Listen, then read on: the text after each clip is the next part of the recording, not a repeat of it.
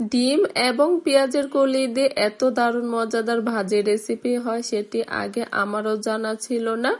Simple রেসিপিতে মজাদার একটি পেঁয়াজের কলি ভাজি রেসিপি শেয়ার করব। আসসালামু আলাইকুম এভরিওয়ান।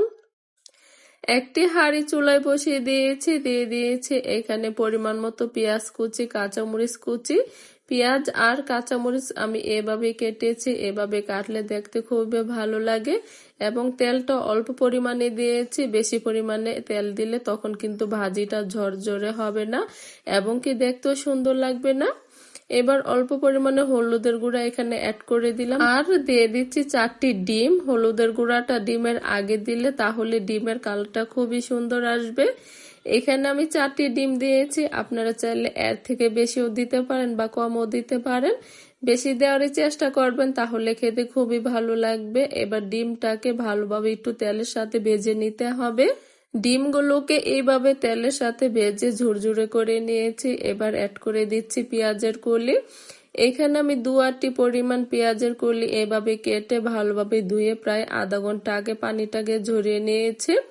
আর দিচ্ছি 2 টেবিল চামচ পরিমাণ আদা রসুনের পেস্ট, অল্প পরিমাণে লবণ।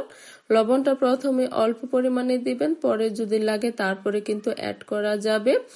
এবার ভালোভাবে নেড়ে চেড়ে দিচ্ছি। আর এই ভাজিটা অবশ্যই চুলার আঁচ বাড়িয়ে তারপরে করতে হবে। ভাজিটা করতে তেমন বেশি সময় লাগে না, মাত্র 10 মিনিট সময় লাগে। আরেকটি টিপস আপনাদের সাথে শেয়ার করছি, যখন ভাজিটা আপনারা বাসায় তৈরি করবেন চেষ্টা করবেন ভাজি তৈরি করার কমপক্ষে আধা ঘন্টা আগে কেটে ভালোভাবে ধুয়ে পানিটা ঝরে নেওয়ার জন্য। আর এই তো এর মাঝে আমার ভাজিটা তৈরি হয়ে গেল। চুলা থেকে নামানোর আগে অ্যাড করে দিচ্ছি পরিমাণ মতো ধনেপাতা কুচি।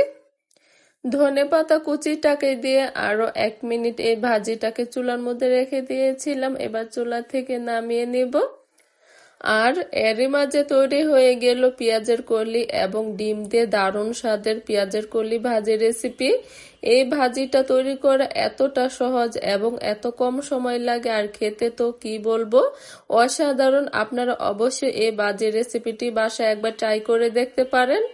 আজকের মতো এখান থেকে বিদায় নিচ্ছি। সবাই ভালো থাকবেন, সুস্থ থাকবেন। আল্লাহ হাফিজ।